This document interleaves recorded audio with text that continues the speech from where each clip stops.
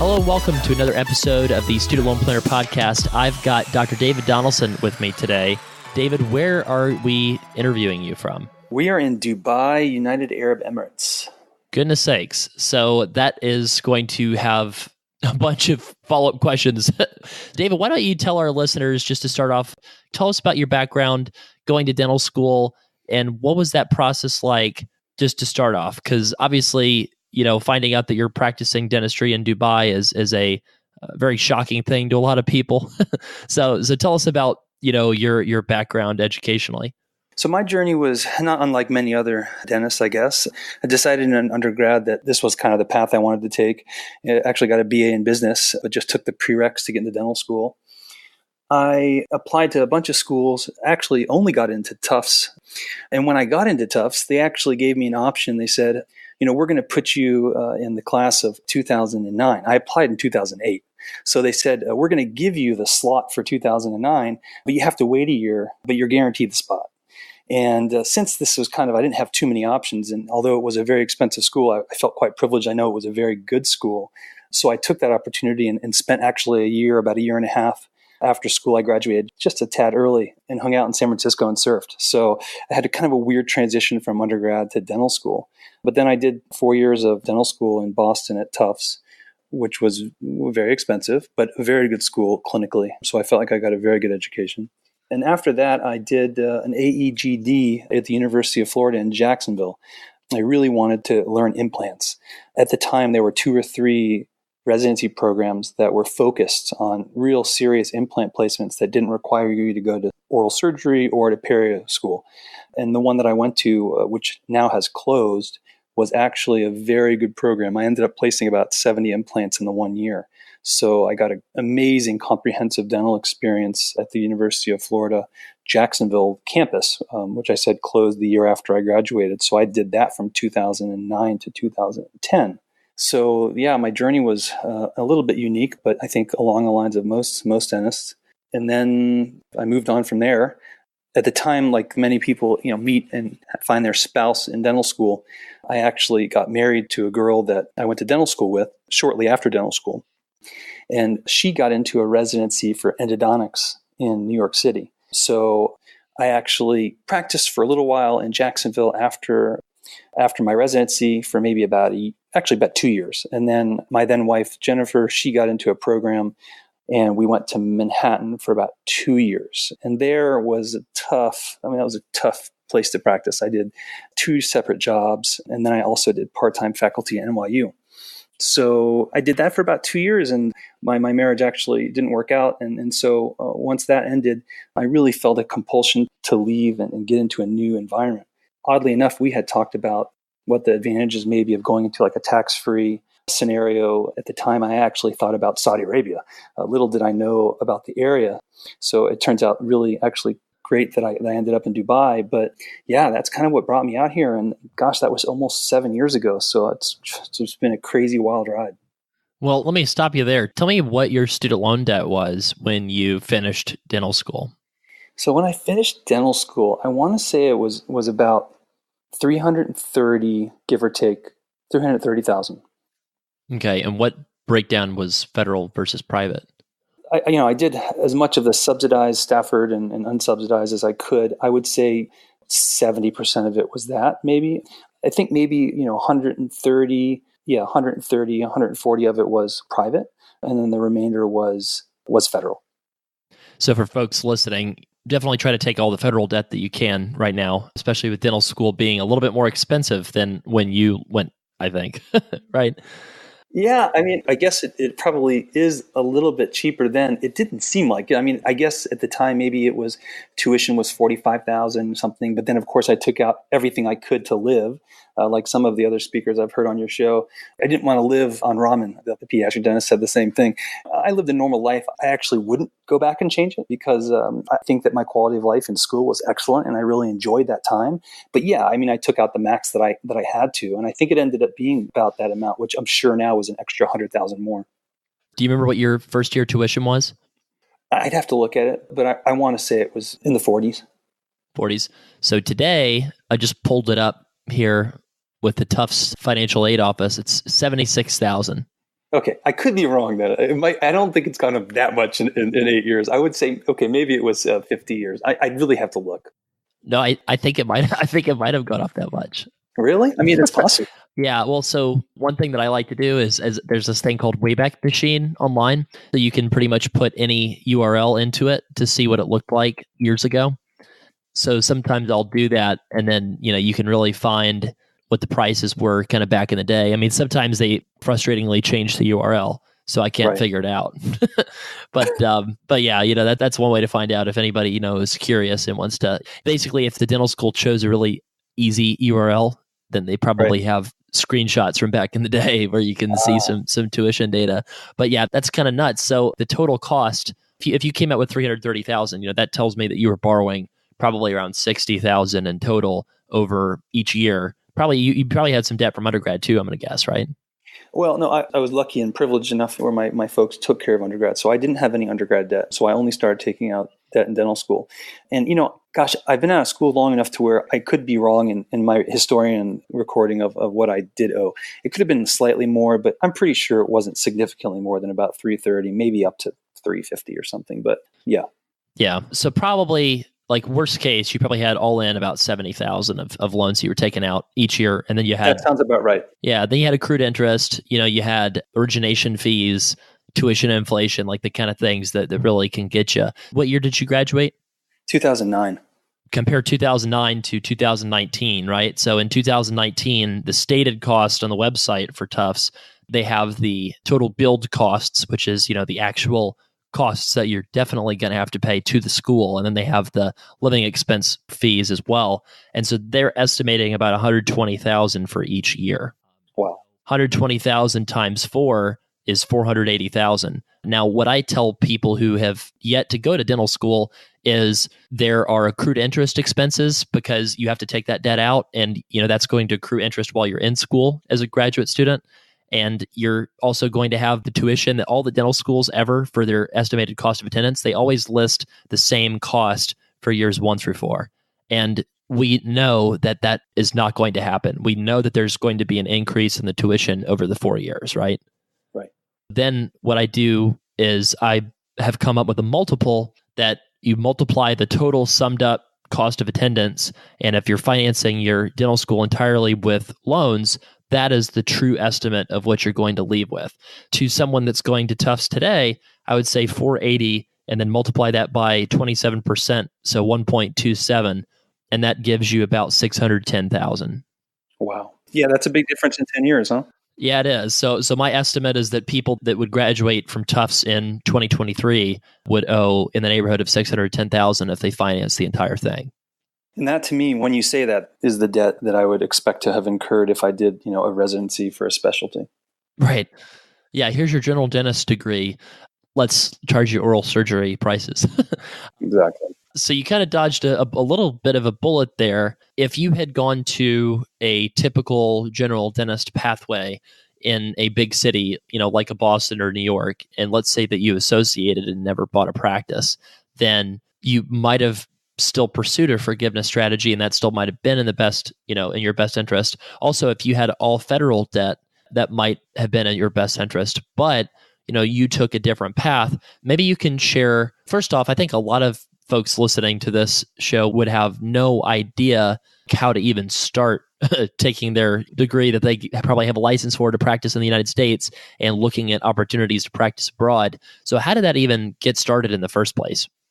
Like I said, I was being naive, but also kind of interested in looking at places where my tax situation would be better improved to better improve my income. Off the top of my head, I knew of 3 or 4 places that did not tax income. Of course, I knew that I would get taxed as a U.S. citizen, but there wouldn't be a dual tax treaty like most countries. There are places where there is zero tax there. So, for instance, the United Arab Emirates has zero tax on income. Saudi Arabia has zero tax on income. Monaco has zero tax on income. There's a little town outside of Gibraltar in Spain that's teeny tiny, but also no income tax. So these places, you're only paying the federal tax. And as long as you prove a bona fide residence of where you're living, either by staying in the country 330 days of the year or by proving one or two other ways that you're a bona fide resident of that other country, every year changes, but you get, $100,000 of tax-free income, and then the rest of the income, of course, you have to pay for. So my goal was looking at those things. So I started by looking at Saudi Arabia, because there's a big oil company there called Saudi Aramco with a lot of American expats. In my naivety at that point in time, I thought this would be a great option. Not to say that I'm sure some doctors don't have a fantastic time out there, but luckily that particular job I didn't get. And I got this job because one of the good friends of mine who was a year above me at DO8, she was a pediatric, got out of her pediatric residency, and actually she has some Lebanese roots. So she was actually working out here for the same company, the same dental office that I actually got hired as. So I had reached out to her and said, gosh, I know you're in Dubai. How hard was that? How did that work? She put me directly in touch with the HR of their office. They're a bigger office out here. There's 2 or 3 larger offices that are kind of expat driven.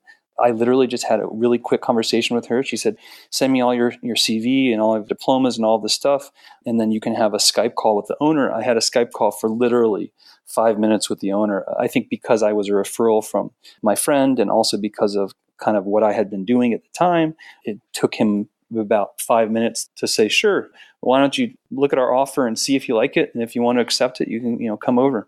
So he sent me an offer the next day in the mail, which I accepted. And I literally left New York a month later with 2 bags, showed up to a place I had never, ever been to in my entire life with a 2-year contract, thinking, okay, 2 years. And here I am 7 years later. So clearly it's an amazing place to live. And it's been great. One question, if you don't mind. I mean, certainly a lot of readers like to ask us the question, what happens to student loans in the event of divorce? And it's my understanding that most courts will just split. You're not going to get any debt distributed besides what you already have in your own name, right? Was that your experience?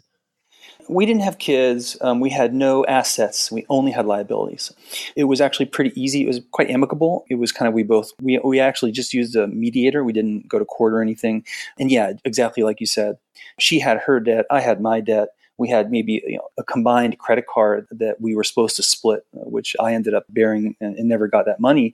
But that is inconsequential. I mean, but yeah, there was no division of debt. And to be honest, had maybe she not had debt, I don't know if they ever redistributed. I mean, my assumption is that they don't, but there maybe in different situations they do. I don't know. I've certainly never run across a situation where they did. No. It's interesting. So basically for debt, just so folks know, there's a couple horror stories that I have heard. If you don't have an amicable situation, if the spouse without the student loan spends a lot of assets to help the spouse with debt pay that down, you don't get credit for that, basically. The debt is always generally just with the person who actually has it in a divorce, but the assets are equitably distributed. But the debt is in a lot of cases with student debt is not. So I just wanted to make a quick comment on that. So you've got the job offer from Dubai. Did you negotiate at all? Was it so awesome? You were like, sign me up. What did that process look like?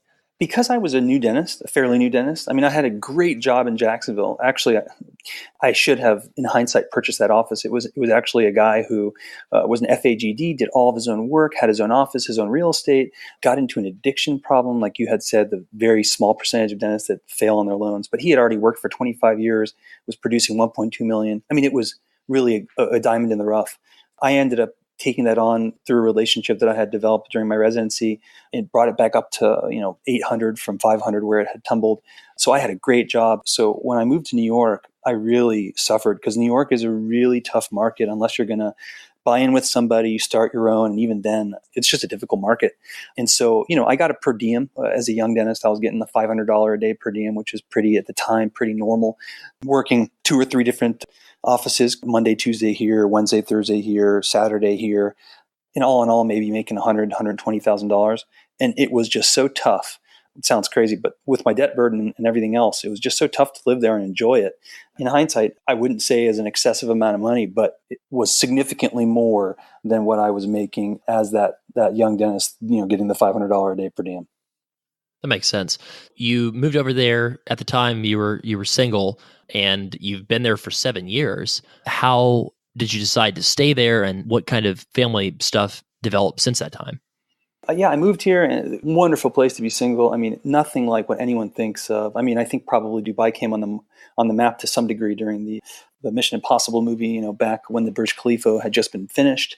It's a mega city with everything you can imagine, very, very culturally diverse, and all the things that people are worried about. Although you have to respect the culture and make sure that you understand what's accepted and not accepted. I mean, it's like being anywhere in the States. I mean, I have friends that come here, and honestly, everyone speaks English. All the signs are in English. All of the menus are I mean, nobody you walk up to doesn't speak English. Yes, of course, there's Arabic everywhere. And yes, you'll see locals in local dress, Emiratis. I have tons of patients who are Emiratis, and they're very wonderful, generous people. It's just a lifestyle that I think most people who live here, the reason they stay here is because it's kind of like a vacation. You're living this kind of vacation lifestyle. It's very bizarre. It's an amazing lifestyle. Clearly, that's why I've been here for 7 years. But it does feel very much like a rotating vacation because you're very close to the world, right? So within 5 hours, you can get to 60 different countries, and the airfare isn't very expensive. So traveling is very easy to do.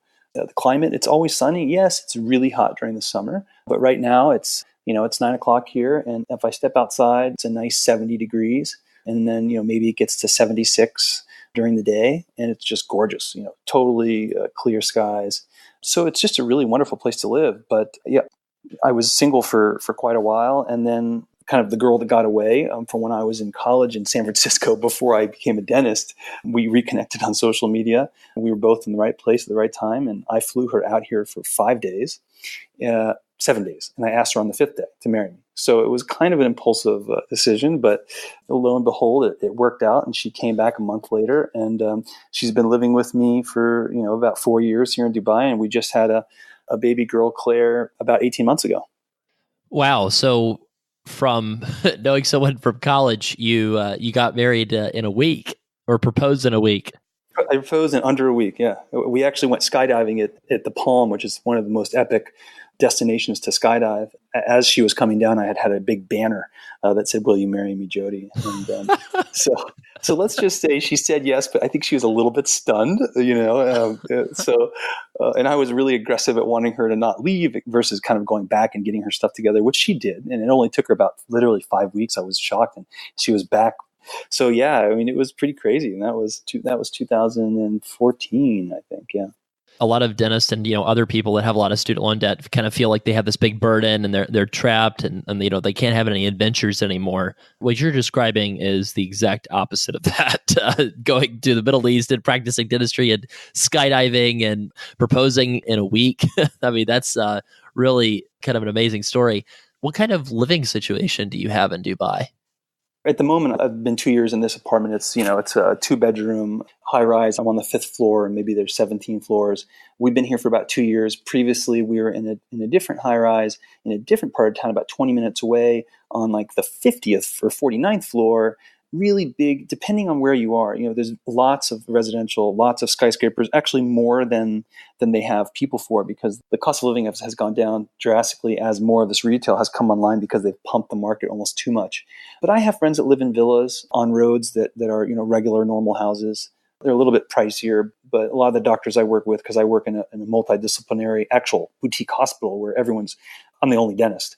Most of these guys live in normal houses, villas. They call them villas, but normal 3-4 bedroom villas or wherever they might be. So living is really quite normal for a city, different from a place like New York, but also not dissimilar from kind of your average larger city in the U.S. One thing I'd like you to talk about is your budget. So the amount of spending that you do in each of the big categories, rent, dining out, entertainment, that kind of thing. And obviously you're spending in a different currency. So if you can kind of relate it back to US dollars, our listeners would probably appreciate it. Yeah, sure.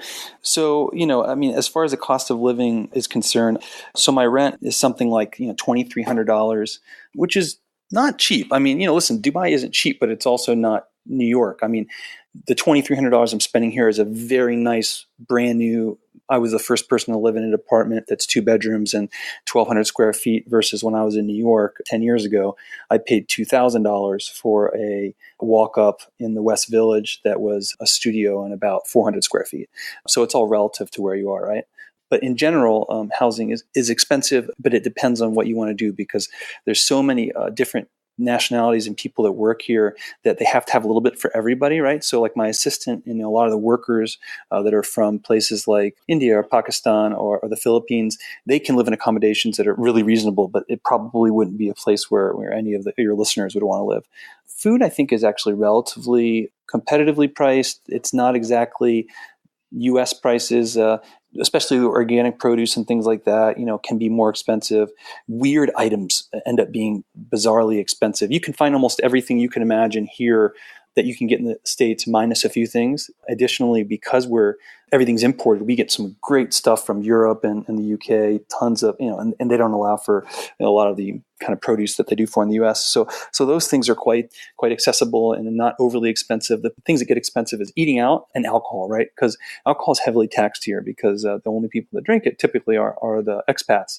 Because if you're Muslim, you really aren't supposed to be partaking in the libations. So it's very expensive to go out and drink. And also, even if you have a license, a liquor license to go and buy and bring it to the house. Like, for instance, the cheapest bottle of wine you're going to get at the liquor store here, if you have an alcohol license, is like $20. And that's like for the bottle of wine that you would get for like $5, like a $2 chuck.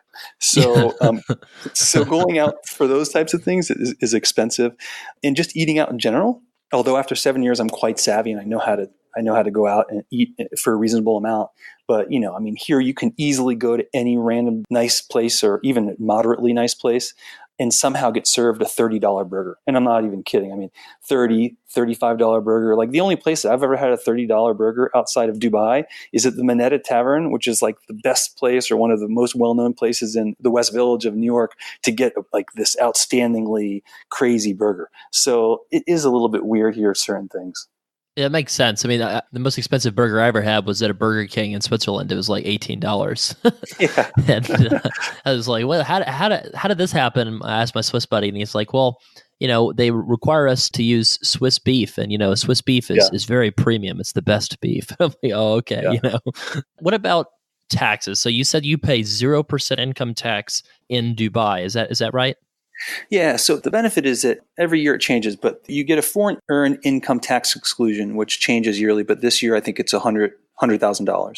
So you get to take that automatically off of, as long as you qualify for it, off of your taxable income. And on top of that, you can take off your living expenses. So even if often employers will give you accommodation, but then if they don't, you pay for your own accommodation, but you can deduct that. There's a way that the IRS does it, a certain percentage of what you pay, but it does help. So if you're making $200,000, you get to essentially deduct maybe $120,000. So your taxable income is only something like $80,000 or $90,000. So I want to talk about that a little more because, if you're married, it's my understanding that you can get a bigger exclusion. Is that the case? Yeah, right. My situation, was a little bit different. Well, before we had a child, my wife was working, and because what she made was under $100,000, all of her money was tax free. And of course, then whatever I would make, I got a discount, of course, on that first 100,000. But anything over that, I paid the normal tax bracket for the total amount, and I paid the tax on the leftover remaining income. But yeah, so if you have a spouse and you're both earning, then you both get the 100, whereas if one is working and making more, they don't give that one person 200, unfortunately. Okay. I think that what's interesting is usually you work abroad and you have to pay income taxes, in the local government's rates, right? Yes. But certain places around the world have this little loophole where they're not taxing you, but then your home country is not going to tax you as heavily either. Your adjusted gross income as a married couple, because of this, is significantly less than what you're actually earning. Correct? Yes. Okay, so this is really, really powerful, and I want to back up a little bit and explain to some listeners what this even is. When you work abroad, if you're a U.S. citizen, you have to pay taxes on that foreign earned income. But the IRS understands that can be a big pain in the butt. And what they do is they make it so that if you're earning less than $100,000, you can basically just claim this foreign earned income tax exclusion that you mentioned, David. And then you can pretty much get out of having to worry about filing. Well, you should probably file, but your income tax should be zero. Yeah, you have to file, but yeah, it is zero. As long as you make under $100,000, it's tax free. Right. In your case, since you're making more than that, they impose some more requirements. And so then you have to file and you basically have to declare, that overage on your taxes. And so that becomes your adjusted gross income. In the case of lower earning professionals, say like veterinarians, I've had a lot of clients in Australia and New Zealand. It's kind of funny how it works. Like they'll meet somebody. A lot of them go to like Caribbean veterinary schools. They might meet somebody at that school that's from Australia. They'll get married. They move back there and they'll make $80,000, $90,000. Well, what's interesting is with this foreign earned income tax exclusion, you can file in the US and have a $0 AGI.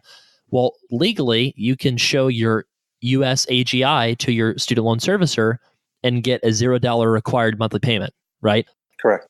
That's one of the things that we talked about when we consulted the first time back in 2017, because with the revised pay as you earn program, if you're not going to go for loan forgiveness, then you can get an interest subsidy on that leftover portion of the interest that you're not paying. You can get 50% of it covered.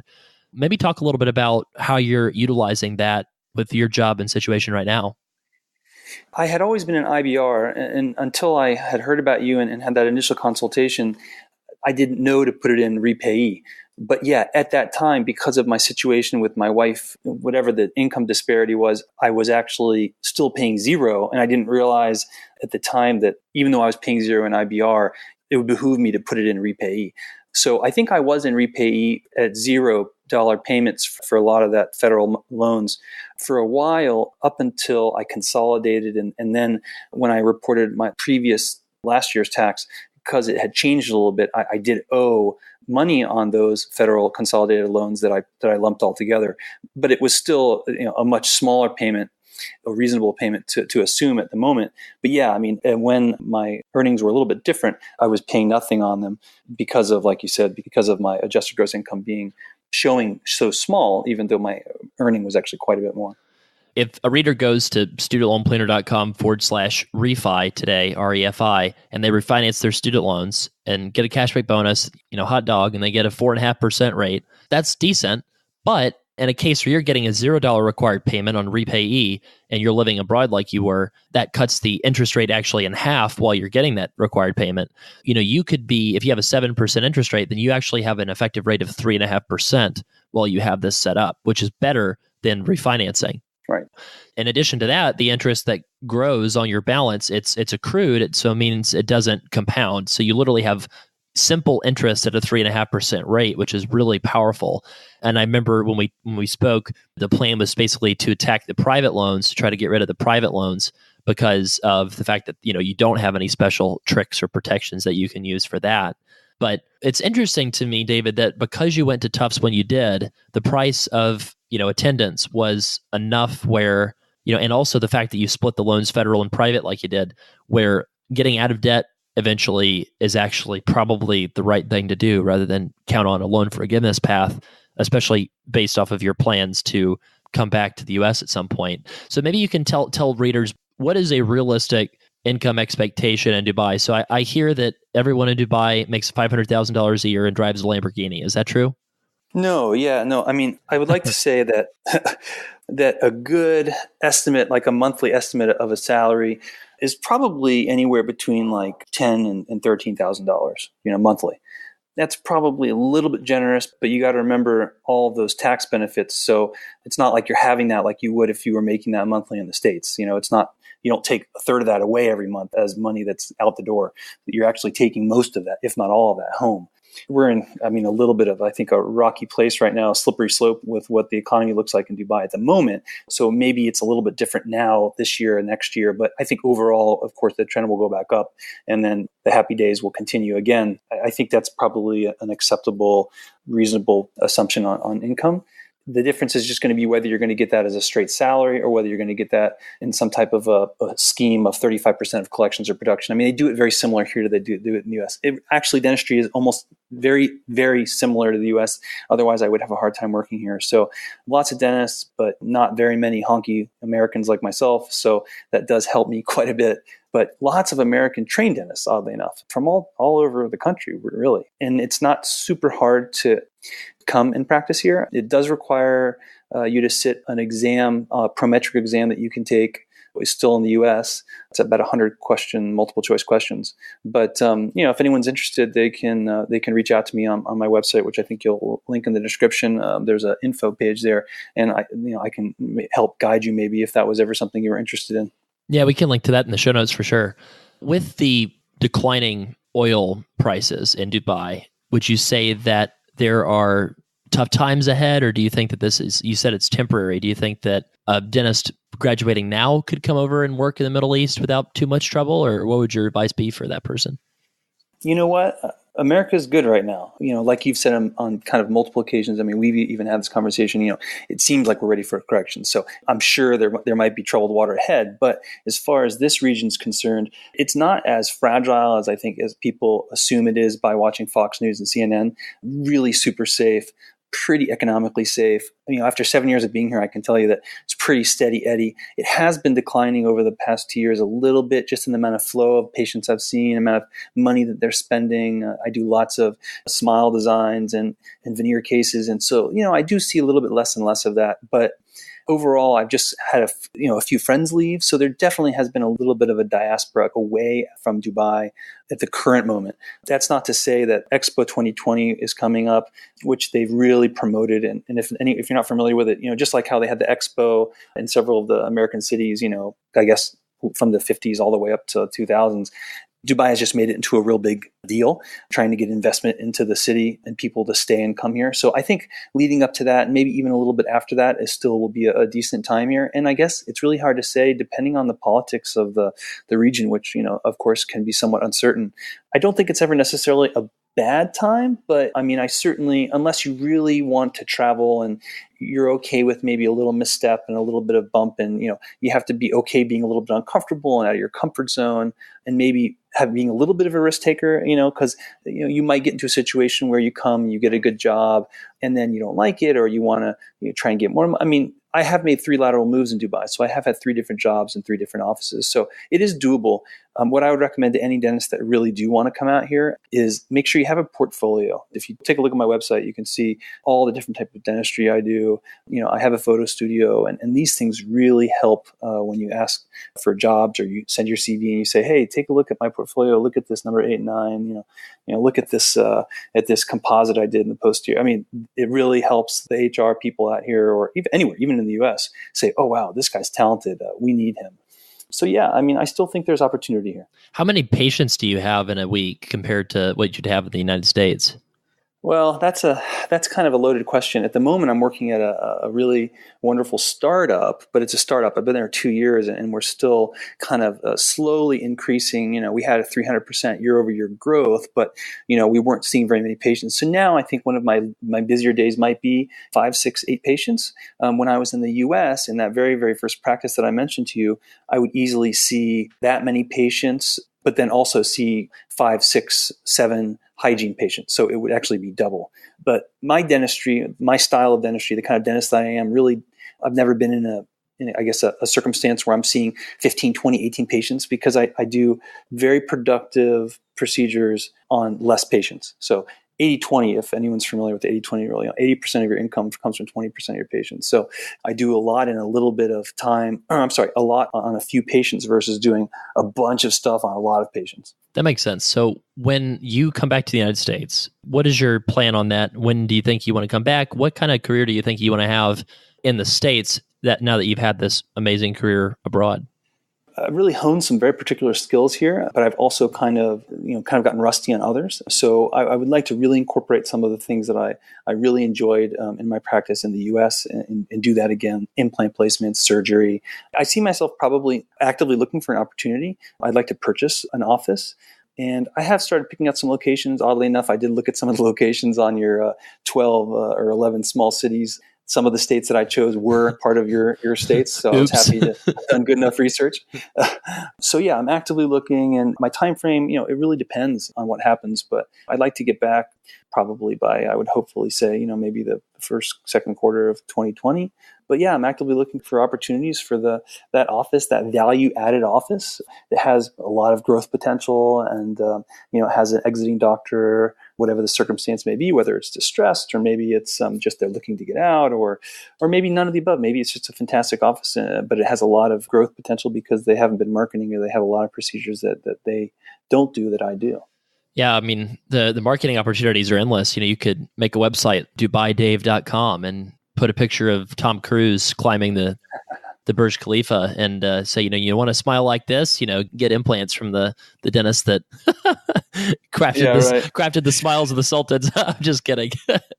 But for a very long time, I had thought, I've been approached. I have some very good friends out here that lecture internationally, some extremely good dentists, 2 or 3 that are just, I really admire them, that have approached me and asked me if I wanted to do my own thing here with them. And to be honest, you can. I have some very successful friends that do it. But the landscape is very much ever changing. It's not like in the US where you have the regulatory bodies are it's the same and it doesn't change. Here, things tend to change because, you remember, this country's only, I think, 49 years old. I might have misspoke. And so it's very young and things are still progressing. And, they're trying to emulate best practices of the US and they're very close. But since those things are so changing, I decided that, especially with a new family, the best place for me is to be closer to family back home at some point, which I knew was going to happen. I just didn't think it would be 7 years. Yeah, seriously. So, with your 300,000 of debt approximately, so say you move back home, you make like 250K. Let's maybe talk about your thoughts about when you would do certain actions in terms of, getting off of repay, when you would refinance, if you would refinance, that kind of thing. What are your thoughts on that? So in the circumstance that you just gave with about 250, I would actually be probably okay with moving forward with an earnest attempt at doing kind of what I'm doing now with my private loans and paying the federal loans at about $5,000 a month or something along those lines to pay them off in a 3 to 5 year time frame. And I think a lot of it has to do with what kind of practice I buy and how much profit there is at the end of it. Because like I've heard you speak on a few different podcasts, and I need to, of course, seek your consultation and advice more so when those times arise. But I'd like to start maximizing and really putting some money away towards a retirement, 401k plans. I have very little of that, just because of the lifestyle that I've been living, which hasn't been exorbitant, but I also haven't really allocated those things appropriately. So I feel like I have a lot of catching up to do. So if the income I'm making allows me to, then I probably would like to do a combination of saving and then also attacking those loans and paying them back in, a 3 to 5 year time frame, depending on, how aggressive I can be at the payments. So I've been making $5,000 a month payments currently for this $120,000 consolidated loan that I actually refinanced with one of your links through Laurel Road, who actually has been fantastic. And I've already made, 10, 12 payments. So I'll have paid off that entire $120,000 in a little under 2 years by October of this year, assuming that I'm still here and the transitions haven't happened that quickly. So then I'll give myself a little bit of time to get in office and make things happen, and then probably just do those repayee, very low payments for a few months until I'm really feeling like I'm making some money again, however long that takes. And then once I have that kind of momentum and I have an income that can warrant paying those down, then I'd like to get back to 5, and if I can afford, maybe even more accelerated. Did you have any trouble refinancing with a foreign address? You know what? I had a real tough time with SoFi. Yeah. And oddly enough, I actually ended up writing a letter to the CEO because it was crazy. It was a joke how difficult they were with me. I gave them everything they wanted, but because they wanted like a W-2. I was like, listen, I don't live in America. I don't get a W-2. I said, I can give you a pay stub, and that's about it. And that wasn't good enough for them. But Laurel Road was fantastic. I very, very minimal paperwork. They saw my income based on my tax return and whatever, and they said, oh, yeah, here, no problem. Here's your money. Literally, I had that money in a 24, 48-hour time period where I spoke with SoFi, and I think maybe even Credible. God, it was for like 2 weeks or something crazy. And I still couldn't get an answer out of them, and they finally denied it, which made no sense to me. So, it was a little bit touch and go there for a moment, but Laurel Road ended up being a good match. Yeah, I will say that in fairness, your situation is a little bit unusual, but that just shows you why it's important when you are refinancing to shop around. Don't just look at one place and, realize that some of them might not be great to deal with for your particular situation. But, I do have people that use pretty much all the lenders on my site in certain situations. And I would assume you'd only use that lender if you're finding the best deal at that particular place. I would say try to shop at least 3, kind of like you seem to have done, and obviously pick up the cashback bonus too, or, the professional bonus for whatever's the best bonus you can get. Right. I think that the refinancing, though, obviously only makes sense if that's the right thing to do. So if you'd had that 610 kind of level of debt from a Tufts grad in 2023, then certainly refinancing would probably be a toxic financial decision. To talk a little bit about the idea of like living abroad versus living in the US somewhere, I do think that your path is a much better path for someone seeking adventure or exciting path. Although if you go get an associate job somewhere and you buy a dental practice within a year or two of graduating, then you'll be comparing your career point at this time. You'd be most of the way to paying off that dental practice, and that's when dentistry gets really exciting, is when you no longer have a practice loan. But what I think is cool is like your path shows options, right, David? Like you don't have to do any one path or particular thing. And I think that one smart decision you made is, I do think that what you did moving to Dubai was a way smarter decision than being an associate in New York. Maybe you can talk to that. Yeah, I mean, I was just having a tough time. I mean, it is a dog-eat-dog world, and I'm sure there's probably listeners from your podcast that are in New York and doing the grind. And listen, I know it's oftentimes New Yorkers say, "Oh, the only place I'd like to live, it's the best thing in the world." I loved it. I loved New York. And you know what? If at some point I go make $10 million and have no issues, and I would live there again. But until that time, it's kind of like San Francisco, I mean, you got to kind of pick and choose your battles. And at the time, it was tough. I was single, which was nice, so I didn't have to look after anybody. But certainly, even with the family, I mean, my goodness, and that was 7-8 years ago. So now, I mean, I can only amortize it out and assume that it's much harder to live. So yeah, I mean, at the time, it seemed just like it was serendipity. Everything happened for a reason. Most of the people that are already in relationships and have maybe children that I've heard be very, very happy and make a lot of money is moving to these very small random towns. Yeah. Howard Fran, Dr. Fran of Dentaltown, is one of the people who likes to harp on this the most. Like, my favorite sayings of his is, he's like, all these kids, like, they want to go sit at a concrete cinder block in the middle of the Pacific Ocean and have the Navy pay for their student debt, but they won't move to, rural Iowa where there's Netflix and McDonald's and, you could sit and, just watch TV all day and then work and make 10 times the money. This is crazy. And yeah, I think there is something to be said for that, because I had a client who was producing $2 million of dentistry working in Iowa. She was 1 year out of dental school, and she was producing that amount of money. And your listeners that are like, "Oh, this is total baloney. This is no way that's true." It was true, because she showed me the financials of the practice. Now, she was an associate, but she was the only person there. And this town was the middle of nowhere, like the absolute middle of, this is the kind of place that if the zombie apocalypse happened, like, the zombies wouldn't have shown up there. Yeah, they would have been safe. And if you do want to make a ton of money and you already are in a relationship, because obviously, dating in a town of 5,000 people is probably going to be kind of tough. Maybe if you'd flown Jody out to that 5,000 person town in rural Iowa, I don't know. I don't know. Yeah, I don't know if that 1 week proposal would have worked.